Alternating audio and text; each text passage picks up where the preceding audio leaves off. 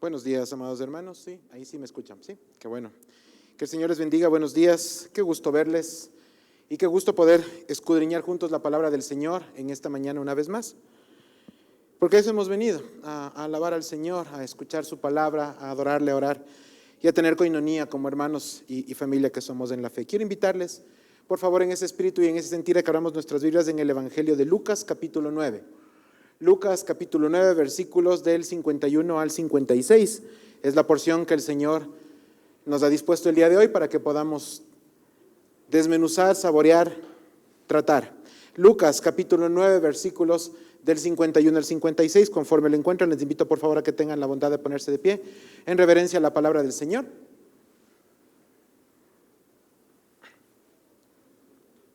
Y les invito a que por favor me sigan con la mirada una vez que hayan encontrado esta porción bíblica para la gloria de nuestro Dios. Versículo 51.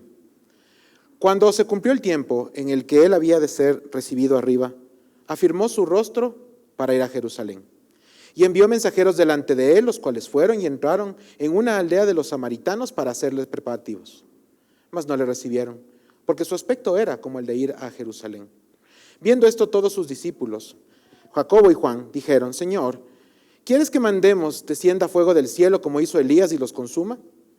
Entonces volviéndose él los reprendió diciendo: Vosotros no sabéis de qué espíritu sois, porque el Hijo del Hombre no ha venido para perder las almas de los hombres, sino para salvarlas. Y se fueron a otra aldea. Oremos. Padre de gloria, gracias por darnos la bendición de poder reunirnos en esta mañana a escuchar tu palabra, Señor. Quiero hacerme uno en la oración de mi hermano Eduardo hace un momento para pedirte, Padre, que solamente tu palabra sea predicada, Señor, y lo que tú tienes que enseñarnos a través de ella redarguya nuestros corazones. Padre, no hemos venido a vernos los unos a los otros, sino a buscar de ti, Señor, y en tu nombre a relacionarnos. Padre, permite por favor que en esta mañana tu palabra nos impacte, Padre, nos redarguya y que nos lleve a tus pies. En Cristo Jesús lo ponemos todo en tus manos. Amén y amén. Tomen asiento, por favor. El día de hoy es un día especial para el Ecuador, ¿verdad? Un día en donde estamos votando, estamos tomando decisiones. Pero lo que a mí me ha llamado la atención, más allá de estas jornadas que pues últimamente se han vuelto muy repetitivas, ¿verdad? Yo recuerdo cuando yo era niño, no tengo la memoria de que hayamos tenido que llegar tantas veces a las urnas tan seguido. Pero creo que en esta temporada sí, la verdad, si nos ponemos a contar ya mínimo en promedio unas 2 o 3 por año, creo, ¿verdad? Y pues, ok, si eso es lo que la democracia exige, estamos aquí también para respetar las normas. Mi pregunta en realidad mi cuestionamiento ha sido, ¿cómo nos lleva esto a confrontarnos como ecuatorianos? Porque si ustedes se fijan y han visto pues un poquito más allá de solamente las noticias o como tal, las opiniones de la gente, las divergencias que las personas tienen en cuanto a posiciones políticas y económicas, nos han llevado a confrontaciones abiertas muy complicadas. Algunas de ellas, lastimosamente, hermanos, llevándonos al punto de pensar que hay una falsa superioridad porque pensamos que mi pensamiento, cualesquiera que éste sea, es superior al de los demás. Y eso nos lleva a tener dificultades, ¿sí? Porque entonces cada uno cree tener la razón y cuando resulta que lo ponemos sobre la mesa, lo único que tenemos es una discusión en la que tristemente perdemos todos, ¿sí? Y perdemos todos porque los unos se sienten más que los otros. Esa es la razón.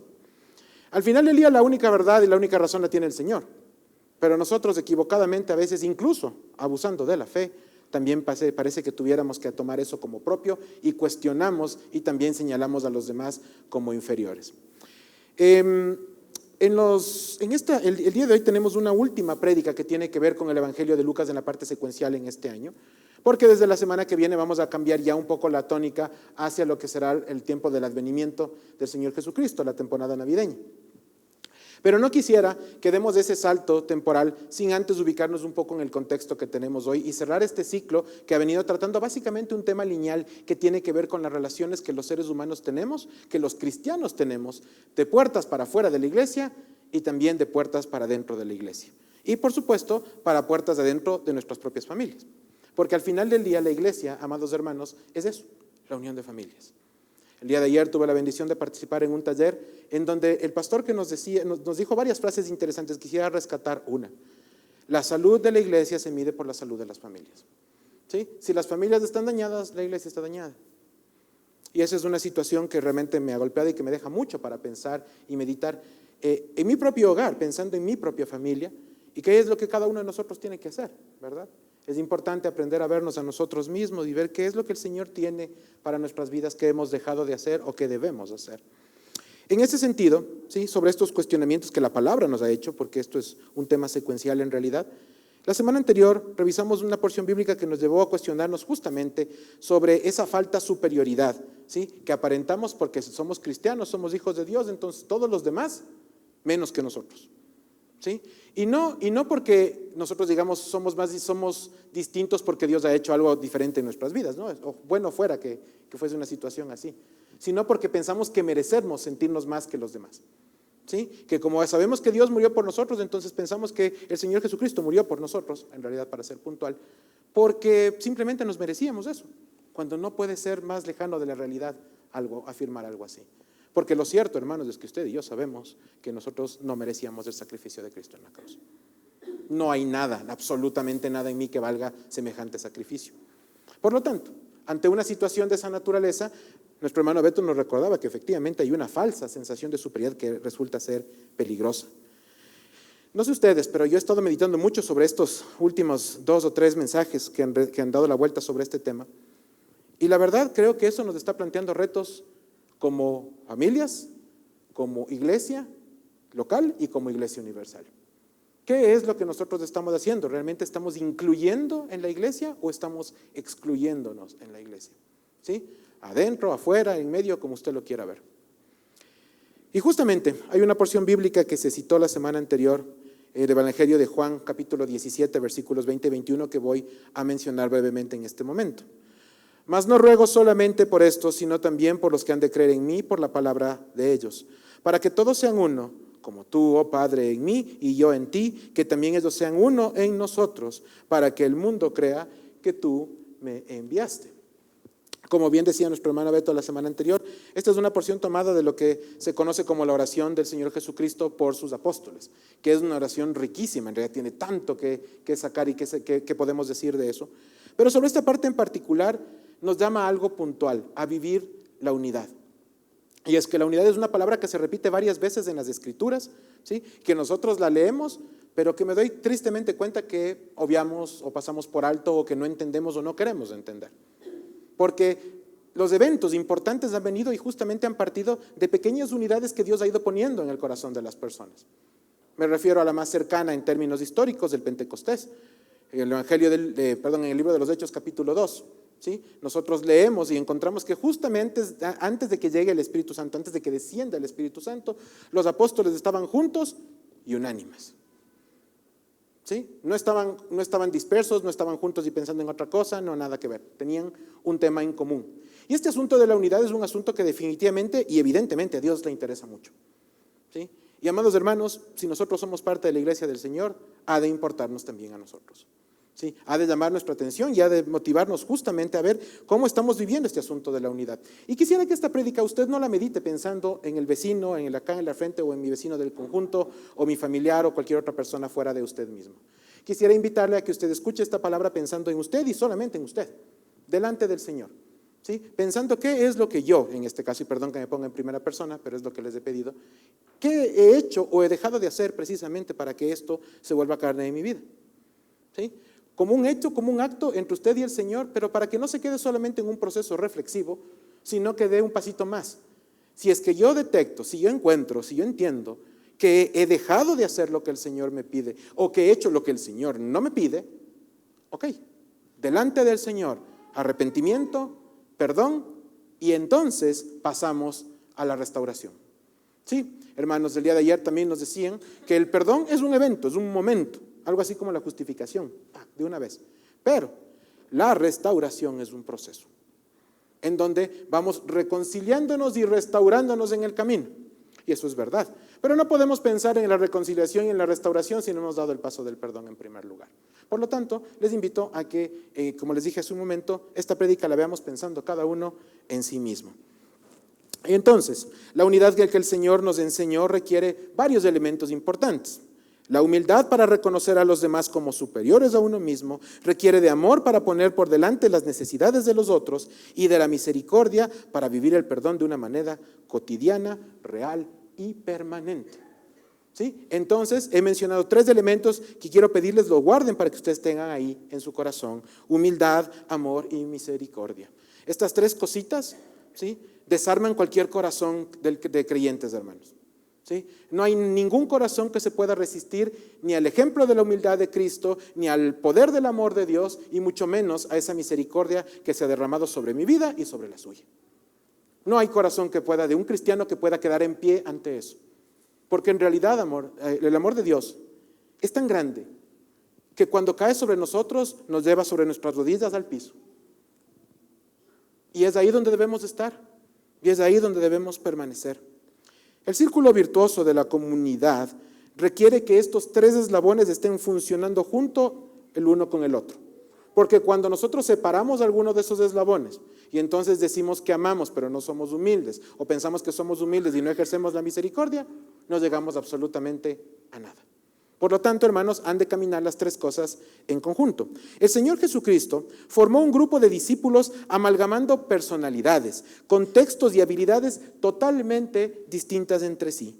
Lidió con ellos a lo largo de todo su ministerio con el fin de enseñarles a ser uno con Él, así como Él es uno con Dios Padre.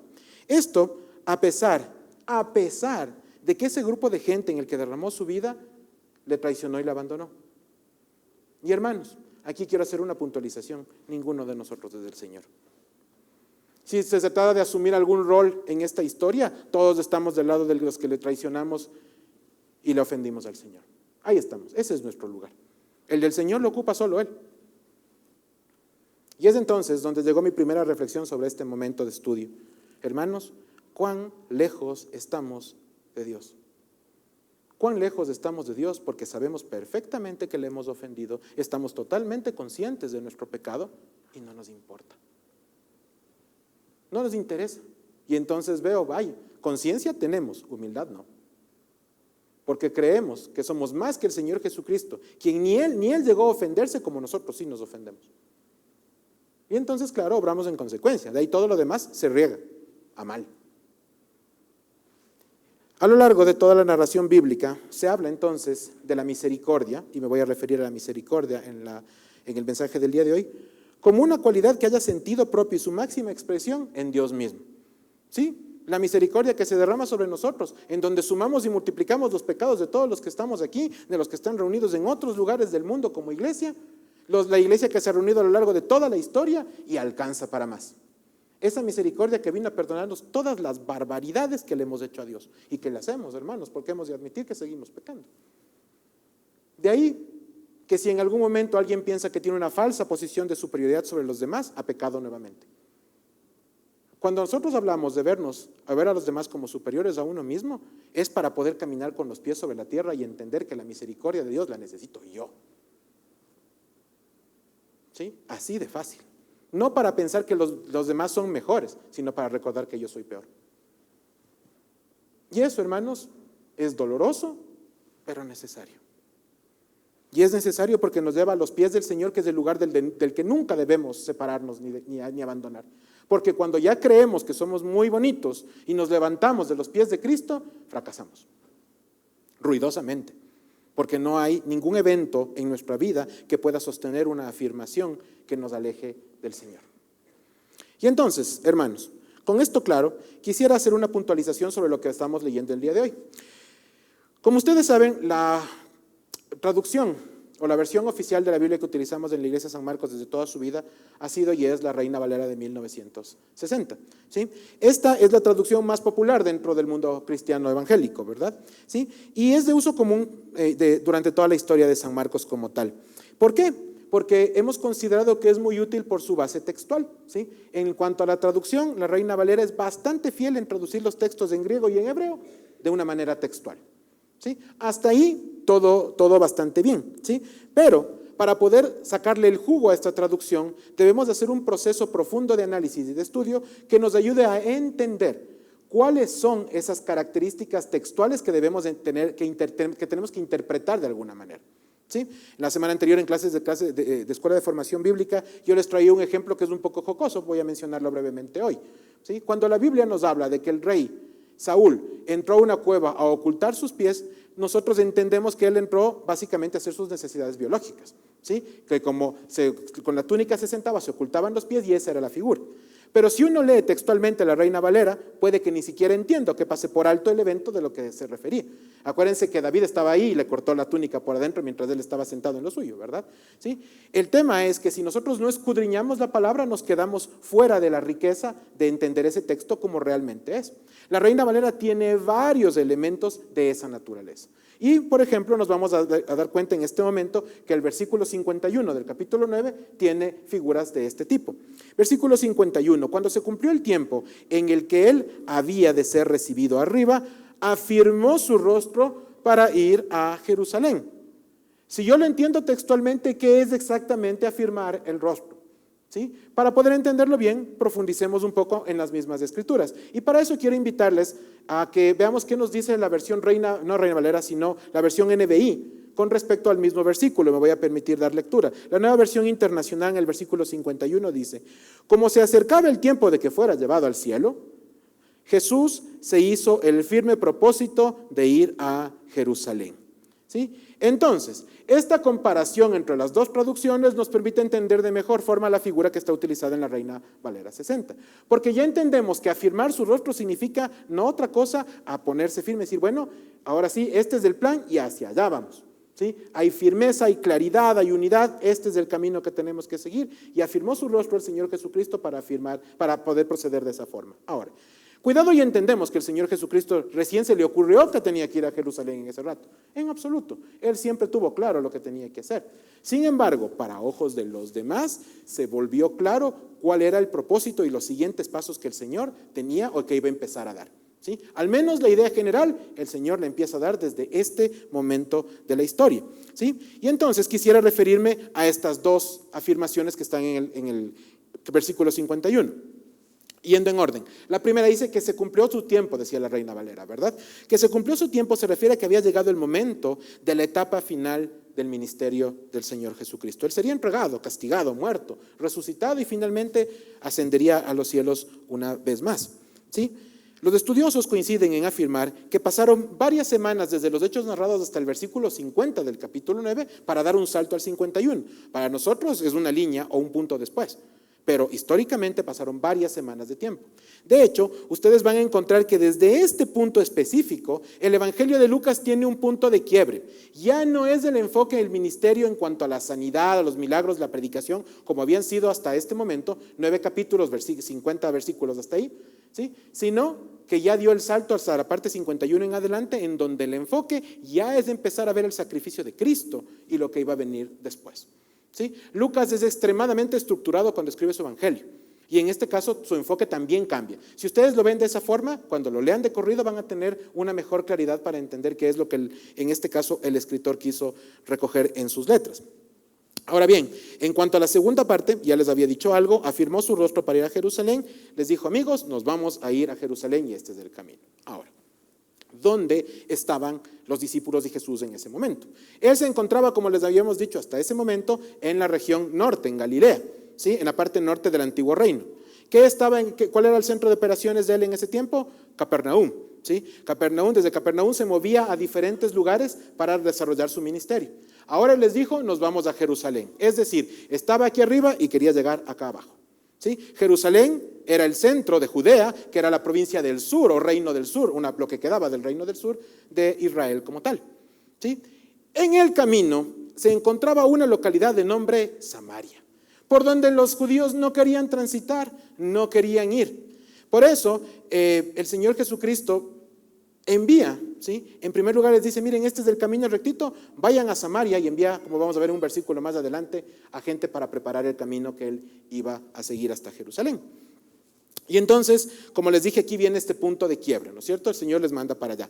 Solamente como dato, los judíos eran, no sé si sigan siendo tan especiales, por ahí me han dicho que sí, evitaban en medida de lo posible pasar por Samaria. Si tenían que irse a dar la vuelta por el otro lado del Jordán, es decir, pegarse la vuelta turística, lo hacían. ¿Sí? Con tal de evitar pasar por Samaria, porque consideraban que Samaria no era un terreno digno de ellos. ¿Sí? Ellos siempre se consideraron superiores a los samaritanos. Y por eso no les gustaba transitar ni siquiera por ahí y estaban dispuestos a tomar la ruta larga con tal de evitar ese trayecto. ¿Sí? Resultaba llamativo, además, hermanos, que los judíos de aquel tiempo, ¿sí?, que se relacionaban con todo tipo de personas, consideraban a todos aquellos que no eran de su fe como despreciables. Los gentiles, esos de ahí a un lado, ¿verdad? Esos en donde, por cierto, estamos todos nosotros, ¿no? ¿Sí? Porque para no ser gentil tenías que ser judío, no había más. ¿Sí?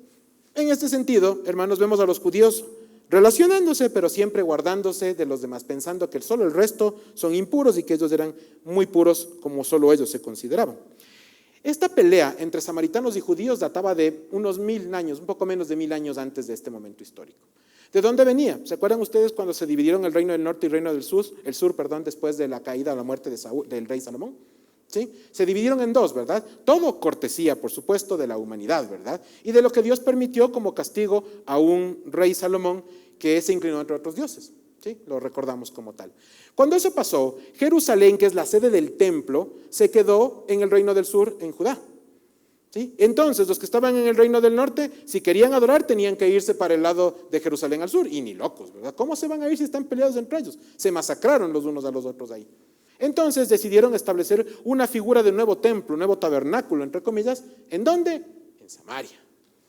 ¿Sí? Y entonces lo hacen allá y claro, viene la pelea histórica entre ellos porque dicen, oye, ¿tú cómo así levantas un lugar para adorar a Dios cuando el único lugar es Jerusalén? ¿Sí? ¿Sí saben ustedes por qué en este momento del tiempo no hay sacrificios como lo hacían antes, verdad? La respuesta es sencilla, porque no hay templo. Pero si hubiera templo, estarían preparando barbacoas en Jerusalén en este rato. ¿Sí? Básicamente ese sería el sentido, porque ellos seguirían pensando lo mismo. Acuérdense que para los judíos el Señor Jesucristo no ha llegado, el Mesías no ha venido. Por lo tanto, ellos siguen pensando que tienen que seguir haciendo otro tipo de cosas en lugar de haber recibido al Mesías como nosotros ya lo entendemos y lo hemos visto por la gracia de Dios. En este sentido, ¿sí?, vemos que nos da una muestra clara el Evangelio de que los límites no son lo que divide a las personas, sino el corazón de cada una de ellas. ¿Sí? Yo no necesito tirar una raya aquí para decir, ¿saben qué? Este es mi metro cuadrado y el de allá es de alguien más. Basta solamente con la intención del corazón. Es suficiente, absolutamente no necesito nada más. Esa intención del corazón, hermanos, es la que nos ha traído en esta mañana hoy acá a escuchar este mensaje. A entender qué es lo que nosotros tenemos y si no seremos nosotros parte de los que estamos poniendo límites en donde ni siquiera existen geográficamente. Y estamos contribuyendo. Estoy contribuyendo, les dije que hablemos en primera persona, les pido perdón nuevamente por eso. ¿Cómo estoy contribuyendo yo para eso? ¿O cómo no estoy contribuyendo para que sí exista? Esa es la pregunta que tengo que hacerme. Lo de los judíos simplemente se ha replicado hoy, se replicará mañana y se replica pasado. Porque mientras el corazón del hombre se aleje de Dios, hermanos, lo mejor que sabemos hacer es desobedecer, pecar. Para eso no nos tiene que enseñar absolutamente nadie. Sabemos de oficio hacer eso. Y claro, se repite una y otra vez. Versículo 53. ¿Cómo reaccionaron los samaritanos? Mas no le recibieron, porque su aspecto era como de ir a Jerusalén. ¿A qué se refiere esto? ¿Cómo lucían? ¿Cómo luce una persona que va a Jerusalén? ¿Sí? Esa es la pregunta del millón, ¿verdad? ¿Cómo luce en este caso? Los peregrinos, la gente que viajaba a Jerusalén en ese momento tenía cierto tipo de vestimenta que ayudaba a reconocer que estaba en algún tipo de, valga la redundancia, peregrinaje, camino, vida o vista o visita hacia la ciudad santa, ¿verdad? A ofrecer sacrificios o cualquiera de estas cosas que todavía se daban en este tiempo. ¿Sí? Entonces, claro, además ellos lo notaban fácilmente por la vestimenta que eran judíos, que estaban yendo a Jerusalén porque estaban cruzando de norte a sur. No era necesaria una gran cantidad de inteligencia para darse cuenta de eso. Y eso detona el malestar de los samaritanos de aquel tiempo y de ese momento. ¿Sí? Y les rechazan y no le aceptan. Recordemos que en ese tiempo no había redes sociales, no teníamos la difusión de medios que tenemos hoy. Y sobre el ministerio del Señor Jesucristo en Samaria poco o nada se sabía. Por ahí recordamos a la mujer samaritana, ¿se acuerdan? La primera, aquella mujer que les encontró en el pozo con el Señor Jesucristo, ¿sí? ¿Sí? A la que le dijo, porque 5 maridos has tenido y el que ahora tienes no es tu marido. ¿Sí? Básicamente nos recordamos de ese asunto, ¿verdad? Y recordamos de eso porque eso fue quizá el único acercamiento del que nosotros tenemos información precisa y clara. Es evidente que la aldea o este camino, esta población de Samaria donde llegaron, no sabía nada del Señor Jesucristo. Y dijeron, vean por aquí, ni pasen. Dense nomás la vueltita y vayan para otro lado. Aquí no les queremos. Pero este hecho en particular, hermanos, que era obvio y esperable, porque sabíamos las discusiones o las divergencias que tenían entre samaritanos y judíos, dio paso para algo más, para revelar el corazón, no de los samaritanos, mucho menos del Señor Jesucristo, sino el de los discípulos. El de los discípulos, ese es el corazón que se revela en este caso. Versículo 54. Viendo esto sus discípulos Jacobo y Juan dijeron: Señor, ¿quieres que mandemos que descienda fuego del cielo como hizo Elías y los consuma? Vaya, ¿no? ¿Sí? Quiero recordarles que además los apóstoles estaban parafraseando el Antiguo Testamento. ¿Sí? Porque efectivamente, si vamos a Segunda de Reyes, no lo vamos a ver en este rato, pero si lo quiere anótelo, capítulo 1, versículos del 9 al 16, ustedes van a encontrar un ejemplo claro de cuando Elías hizo eso. ¿Sí? No se preocupen. ¿Sí? Vamos a consumir con fuego porque realmente no son de los nuestros, entonces Señor, ten la bondad que les parte un rayo. ¿Sí? ¡Wow! ¿Y la misericordia dónde quedó? Pues, ¿dónde está la misericordia?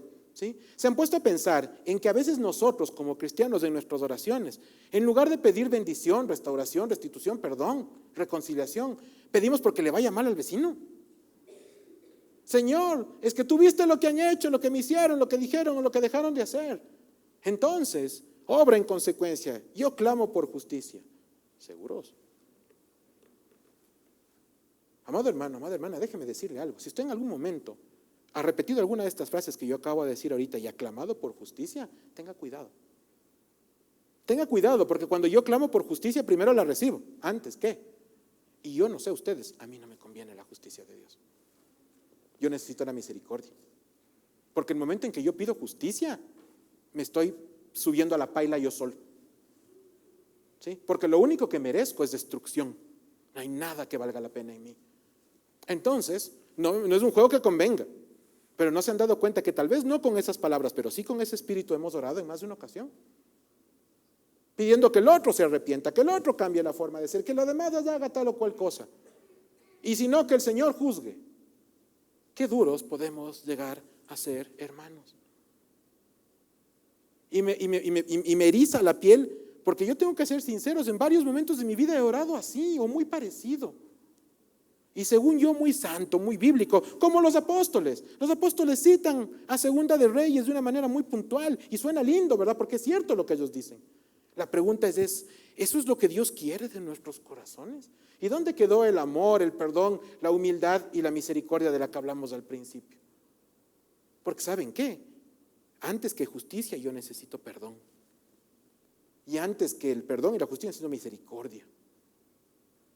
Y por supuesto necesito el amor de Dios.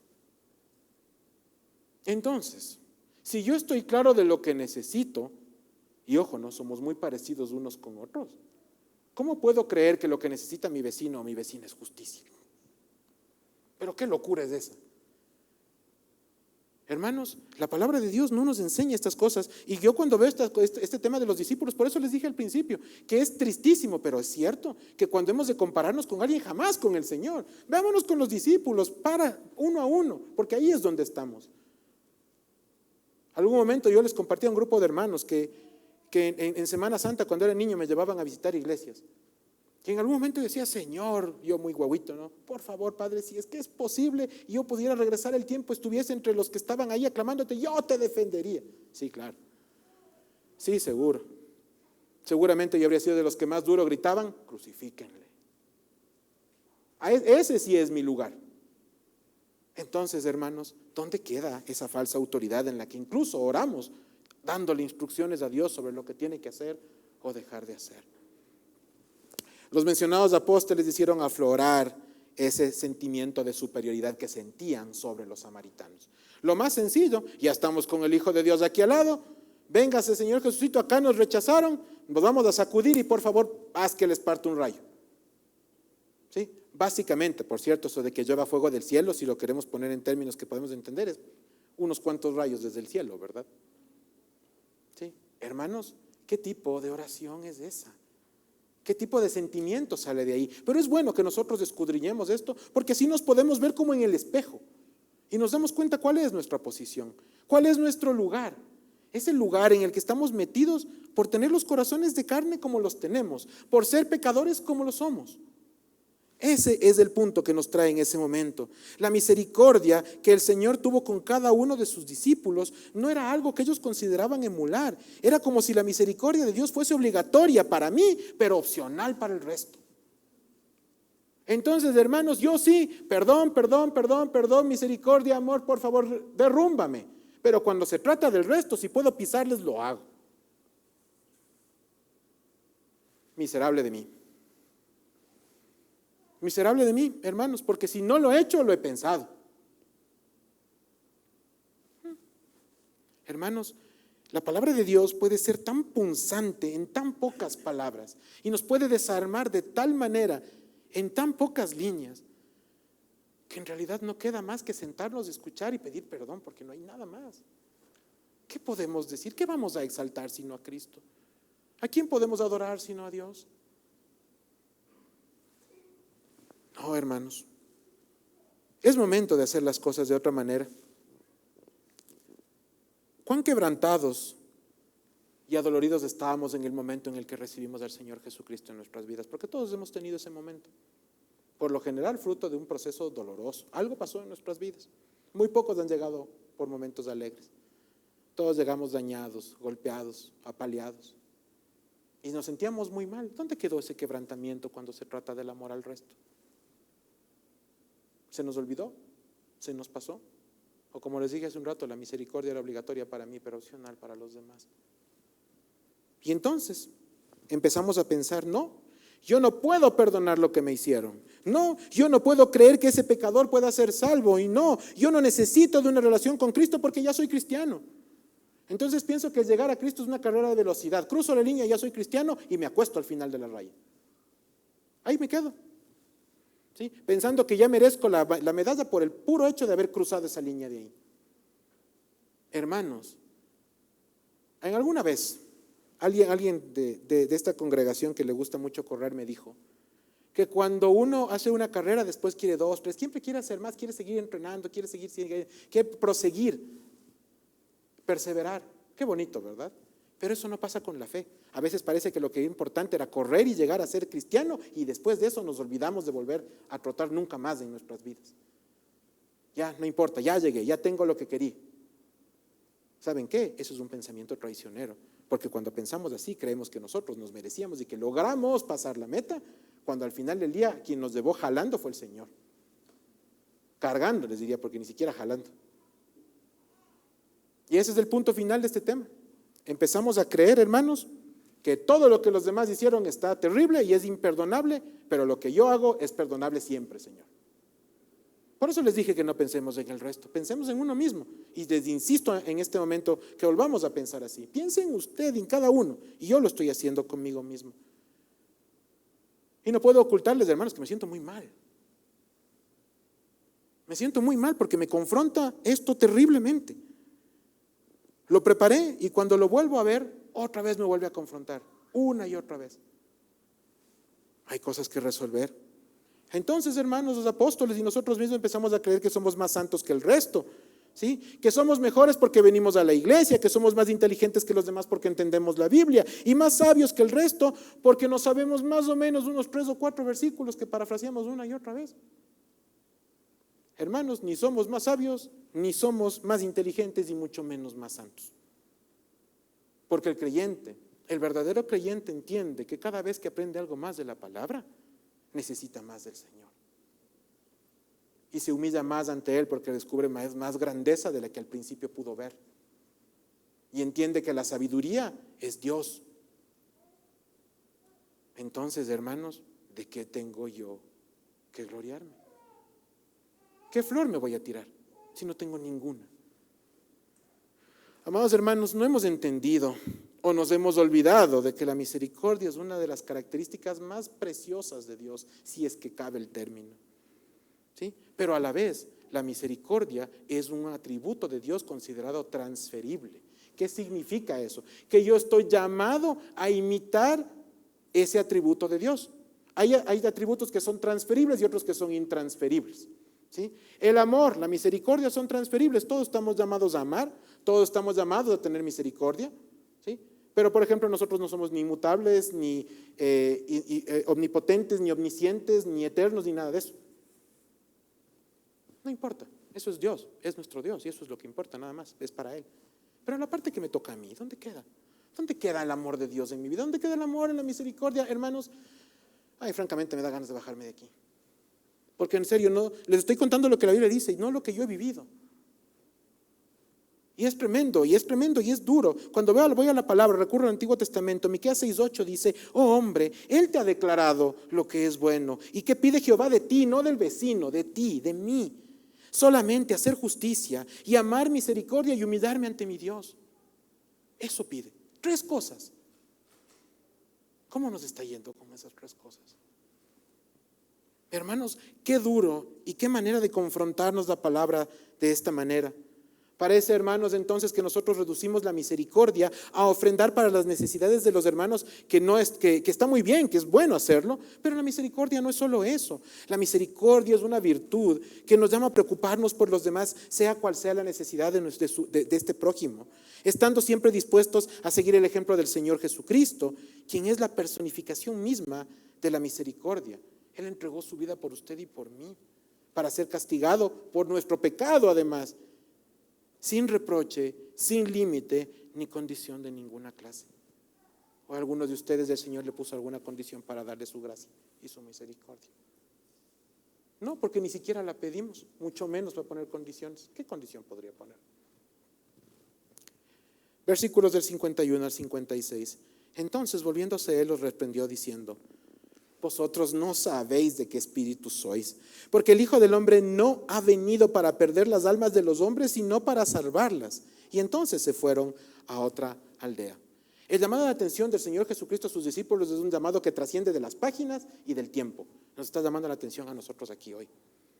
¿Ustedes de qué espíritu creen que son? Les dice el Señor, o nos dice el Señor. ¿Quién, en otras palabras, quién cree usted que es? ¿Quién creo yo que soy? Hermanos, la palabra de Dios es muy clara en aterrizarnos y ubicarnos en el lugar que nos corresponde. Cada uno de nosotros es salvo solamente por los méritos de Cristo y por nada más. No hay ningún otro camino. Y como Pablo escribió un tiempo después, por gracia y por medio de la fe. Carta a los Efesios. Nada más. Entendiendo que no hay mérito alguno en los hombres y que todo, absolutamente todo viene de Dios. Yo no estaría parado aquí si no es porque Dios quiere, ni ustedes allá, ni podemos cruzar un pie para otro lado de otra manera. Si el Señor nos quiere pedir cuentas en este rato, todos caemos de aquí y se acabó. No más. Pero, hermanos, yo anhelo que todos ustedes tengan largos días. La pregunta es: ¿qué vamos a hacer nosotros con ese tiempo? Si yo tengo la posibilidad de cruzar hoy el umbral de la iglesia al terminar este culto, tiene que haber un propósito. Y el propósito no puede ser salir a vivir lo mismo. No puedo salir yo a seguir pensando que soy mejor que el resto, porque no lo soy. Este es un ejemplo de lo que pasa con muchos creyentes, que en lugar de que afiancen su crecimiento espiritual, abandonan la búsqueda diaria de Dios para darle tiempo a otras cosas y quitar a Dios del trono de sus vidas. Hablo en tercera persona, pero en realidad me lo repito a mí mismo todo el tiempo. Señor, ¿no será que ni siquiera me he dado cuenta y te he quitado el trono en mi vida? Perdóname. Perdóname, porque le he puesto a mi esposa, a mis hijos, a la liga o a quien ustedes quieran. No, y es en serio, porque en realidad, como decía Juan Calvino, el corazón del hombre es una máquina de ídolos, de fabricar ídolos. Hacemos ídolos de lo que sea, de cualquier cosa. Persona, inerte, lo que sea, sentimientos, incluso emociones. A veces puedo lograr que el odio gobierne mi vida. Así de malo soy. Entonces, hermanos, regreso a la palabra y veo el ejemplo de Cristo, perdonándoles a sus apóstoles, a los que estaban cerquita y su grupo, toda clase de horrores y barbaridades. Luego me voy 2 metros más allá y veo cómo me les ha perdonado a mí. Y vuelvo a pensar: Señor, con toda esa misericordia y esa gracia, ¿cómo puedo creer yo que alguien más puede ocupar el trono que te corresponde a ti en mi propia vida? ¿Cómo puedo atreverme siquiera a considerarlo o peor a hacerlo? Sin relación con Dios, hermanos, no hay crecimiento. Sin crecimiento no hay madurez espiritual. Y sin madurez no podemos vivir el amor de Dios en su plenitud. Y es ahí cuando nuestro camino se bloquea. ¿Sí? Y eso se huele, y eso se ve, y eso se nota. ¿Sí? Bloqueados. Ahí es donde el Señor nos quiere tener, bloqueados. ¿O no? No, dígame que no, porque el Señor no quiere eso. El Señor quiere que usted y yo veamos en libertad. Eso quiere el Señor. Que tengamos un camino y una vía libre para seguir lo que Él nos ha enseñado. Que le tomemos de la mano y caminemos a hacer no lo que a nosotros nos parece, sino lo que Él quiere. Porque lo que Él quiere siempre es lo mejor. Ese es el tema. ¿Sabe quién sí se goza de que nos quedemos bloqueados y abultados en una esquina? Satanás. Ahí nos quiere tener. Porque cuando eso pasa no hacemos la encomienda que Dios nos ha mandado a hacer. ¿Sí? Es así de sencillo. Hermanos, es verdad que los samaritanos se negaron a recibir al Señor Jesucristo. Eso lo dice la palabra, no podemos negar esa responsabilidad. Pero la reacción de Juan y de Jacobo es responsabilidad exclusiva de ellos. De los hijos del trueno, ¿se acuerdan? Boanerges es como les llamó el Señor Jesús en su tiempo a ellos. En otras palabras, no importa lo que haya sucedido con los samaritanos en las vidas de ellos ni en las nuestras. Póngale al samaritano el nombre que usted quiera. Mi reacción, así como la de Jacobo y de Juan, es mi responsabilidad. De esa voy a tener que dar cuentas a Dios, no de lo que hacen los vecinos. Por eso le dije al principio, piense usted en la prédica del día de hoy con su nombre y con su apellido. Porque al final del día es por lo único por lo que usted va a dar cuentas. Usted no va a dar cuentas por los demás. Porque claro, ya me imagino llegando a la presencia del Señor y decirle: Señor, lo que pasa es que no hice porque mira lo que pasó acá. Bien medir, ¿verdad? ¿Sí? Si a usted en su trabajo no le gustan las excusas, imagínense con Dios. ¿Sí? Eso es terrible. No vivíamos, o no vivimos ahora, más bien, bueno, fuera que fuese una frase del pasado, repitiendo una y otra vez en nuestro propio lenguaje que la culpa es de la vaca.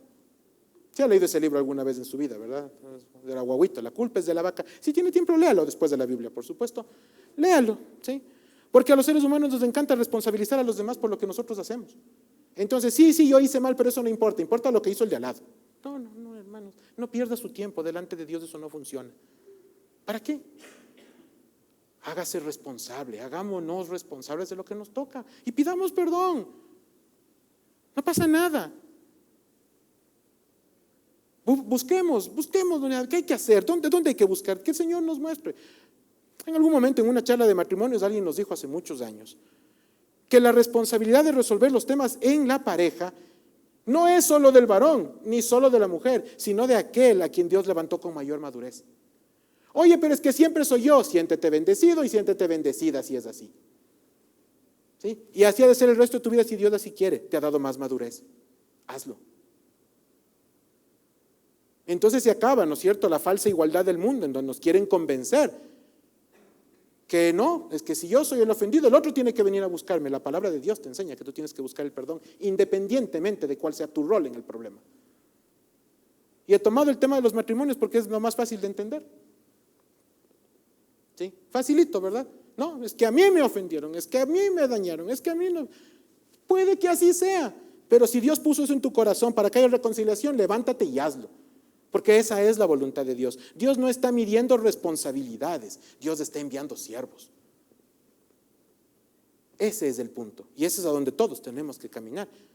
Pero así como pasa en el matrimonio, en toda área de nuestras vidas debe resultar igual. Y no pasa nada en hacerlo. Por el contrario, reciba usted esa bendición. Hace muchos años fui a una casa en donde me invitaron y me puse a lavar los platos. Y entonces en un momento se levantó el dueño de casa y me dijo: no, Sebastián, deja ahí. Y la esposa se acercó y le dijo: no, déjale, porque la bendición es para él. Desde ese día, cuando alguien quiere lavar los platos de mi casa, yo no me opongo. Dios le pague. No, de verdad, Dios le pague. Fuera del gesto es en serio. La bendición es de quien tiene en su corazón servir. Es verdad. ¿Sí? Y hermanos, entonces se ven unas cosas lindas, en serio. O sea, no se trata solo de ser atendido, se trata de hacer las cosas con amor, con este círculo virtuoso que les dije, con humildad, con amor, con misericordia. A ver, vamos a hacer. Qué lindo que es eso. ¿Sí? Eso es justamente de lo que estoy hablando. Bueno, de lo que les he compartido y que es lo que el Señor nos ha puesto en el corazón. Amados hermanos, me pregunto, y le invito a cuestionarse usted mismo, ¿qué hubiese pasado si el Señor en medio de su pasión hubiese parado todo para señalar a sus discípulos y a toda la gente que estaba alrededor como responsables? ¿Sabes qué, Padre? Párame nomás de este tema. Ya, suficiente, bájenme de aquí y todos ustedes, rayos, centellas, fuego, se acabó. ¿Sí? ¿Qué pasaba? Hermanos, no pasó. Por el contrario, ¿qué hizo el Señor Jesucristo cuando estaba en medio de la pasión? Se cayó al principio, no dijo nada, y cuando estuvo en la cruz oró al Padre para pedir por nosotros, para pedir por los que le estábamos crucificando. Pero ¿qué locura es esta? Sí, es locura para el mundo. Para nosotros es testimonio y es ejemplo. Eso es lo que es. ¿Sí? Mi Señor, al que le adoro, al que le alabo, el que murió por mí, Él me está dando testimonio de lo que yo tengo que hacer. Entonces, hasta donde yo sea, ninguno de nosotros nos han crucificado. Gracias a Dios. ¿Qué nos detiene para orar y amar a los demás? Nuestro orgullo, sí, ese está parqueado ahí. Bueno, hoy es momento de decirle, Señor, humildad. No para el vecino, para mí. Humildad, yo necesito humildad. Yo necesito misericordia, yo necesito amor. Y en ese punto, hermanos, empezaremos a vivir la verdadera libertad. Y entonces vendrá la unidad y vendrá la reconciliación, el perdón, todas esas cosas lindas. Pero es momento de marcar una distancia con el pecado en mi vida, con mi egoísmo y con mi naturaleza. ¿Qué pasaría hoy si el Señor viniera y nos dijera que no nos perdona? Wow, ¿no? Seguramente lloraríamos por misericordia y por perdón, permaneceríamos de rodillas orando sin cesar. ¿Acaso no nos damos cuenta de cómo hacemos eso con los demás? Porque sí, nosotros queremos que el Señor nos levante pronto, pero si yo puedo tenerle a alguien pisado el cuello, trato de hacerlo tanto tiempo como sea posible. ¿No se dan cuenta que la misericordia que recibimos es la misma que estamos llamados a dar? Hermanos, reflexionemos profundamente. Amada congregación, no le hago un llamado a meditar como grupo ni como familia, sino como personas, como su vida. Le hago un llamado a orar, le hago un llamado a ponerse a cuentas con el Señor y dejar que Él muestre cualquier situación en la vida de cada uno que requiere el ejercicio de la misericordia, del amor y de la humildad. ¿Para qué? No solamente para reflexionar, no nos vamos a quedar en eso, sino para ponerlo por obra. En lo que sea, hermanos. Porque no hay nada que hayamos experimentado, que creamos que nos han hecho, que sea mayor que lo que Dios nos ha perdonado a todos nosotros. Nada. Le aseguro, mejor ni nos pongamos a sumar y a restar porque vamos a perder, ni todos juntos. Esa es la verdad. Le hago un llamado entonces a que meditemos de esta forma, y que el perdón y la misericordia, que son divinos, pasen a ser reales en nuestras vidas. Dios obra en nosotros para vivir la plenitud de la vida en Cristo. A eso es a lo que estamos llamados. Plenitud que no podemos vivir mientras estemos aferrados voluntariamente a algo. Porque yo puedo abrir mi mano y caminar en libertad. Dios ha roto las cadenas del pecado en mi vida. Si estamos atorados es porque queremos, hermanos, no porque sea la voluntad de Dios.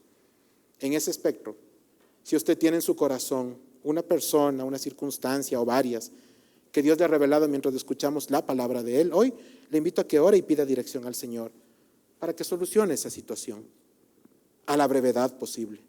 ¿Y por qué a la brevedad, hermanos? La vida no está comprada.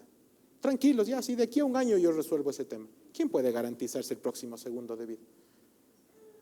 ¿Cuándo hay que perdonar? Hoy, ahorita.